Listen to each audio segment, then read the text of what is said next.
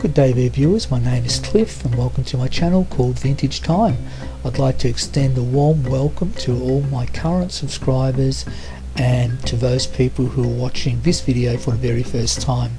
So as you can see, the gem in question that I'm holding is a piece of topaz, and in fact this piece of topaz comes from the land of Nigeria.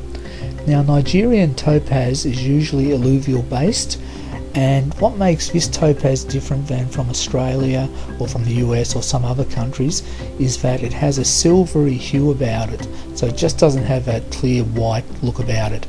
It's a natural topaz which has not been heat treated, so I'm really looking forward to cutting this because it doesn't come with a lot of problems that crystal based material has, so I'm not expecting anything to peel, and having a hardness of 8 on the Mohs scale, it should make it a facetter's dream. So that's what I'm hoping, unless it has a cleavage point in it, which I don't think it has. So on to the show. So I'm just going to start the process off first by grinding one side of the stone where I will actually be attaching the dop to. I just want to make it a little bit rougher so the dop has some contact point so it can adhere to. So by using a 240 grit disc, I've just flattened the top a little bit, and this side of the stone will in fact be the table, and I'll attach the dop with glue to it.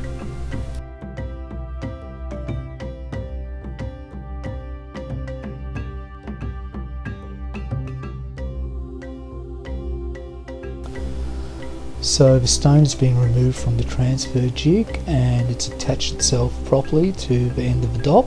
So just having a closer look to see that everything is looking good.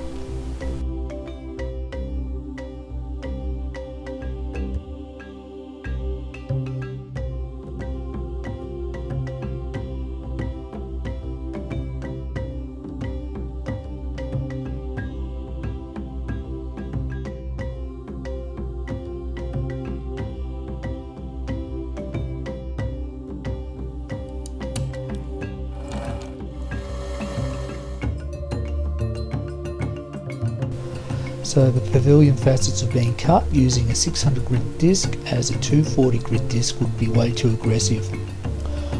So I've been cutting the two end pavilion facets, and being an odd shaped stone, I'm losing a little bit off one end, but that's to be expected.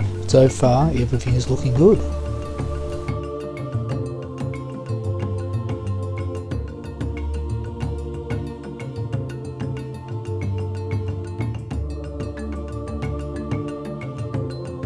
Adjusted the index wheel and the protractor, and now I'm set to cut a few more pavilion facets.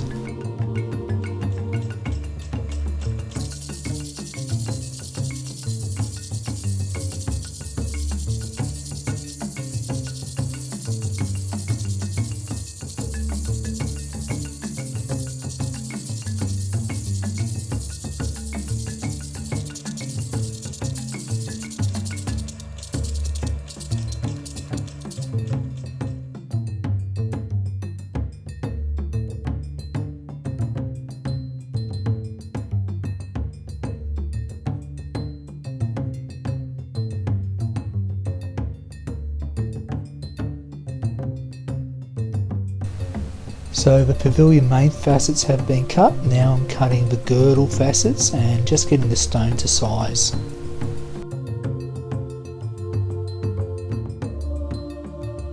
So often problems arise when you're cutting gems, and in this case I've got the toothpick out to highlight where an inclusion has shown up. If I can just line up the toothpick with the inclusion. So here we have it, and this is most likely a cleavage plane within the stone, and it's starting to run. So I'm going to get out a fine grit disc and I'm going to try to grind it out, as logic tells me a more aggressive disc will make that cleavage run even further into the stone.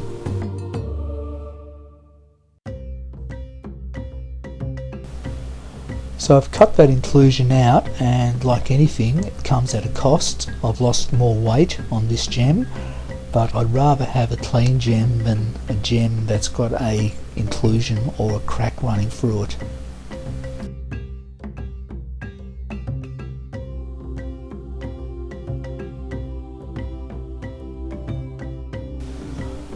So now I'm starting to get into it more, and I've been cutting a few extra corner girdle facets, and I've been using a 3000 grit disc on it because it's not a big stone, and just working on the second tier of pavilion facets, also using the 3000 grit disc.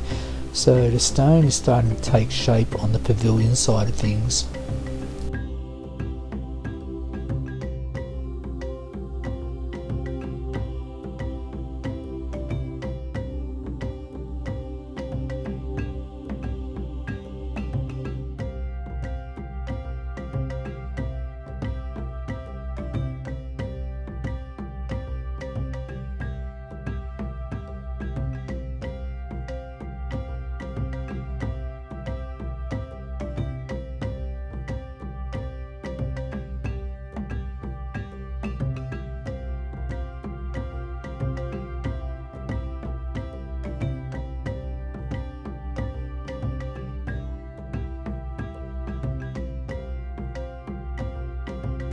So I've cut all the pavilion and girdle facets and got down to the 3000 grit disc. So that means only one thing. The next step for me is to start polishing it. So I'm using 50,000 diamond grit to polish on my tin lap, and as you can see I'm just using the outer edge of the lap because the stone is so tiny, don't need to use a whole lap. So I've transferred the block overnight after polishing the girdle and the pavilion facets, so now I'm set to cut the crown.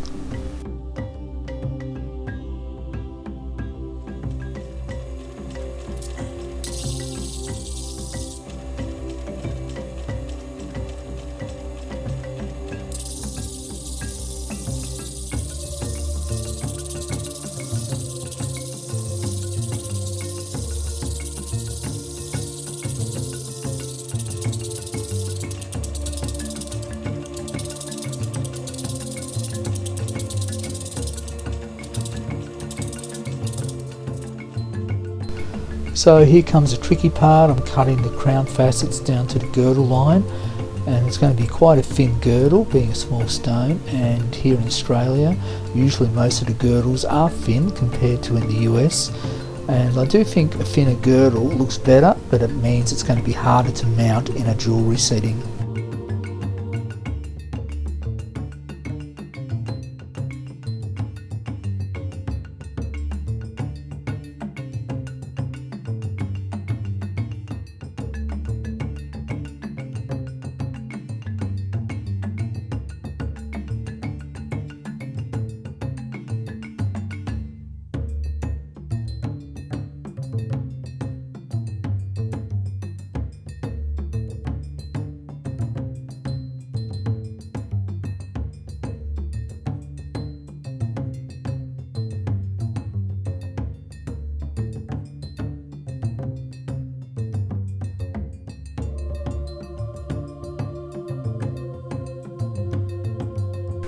So we're getting close to the end of this video and closer to finishing this gem. So I've polished the upper crown facets after completing the table.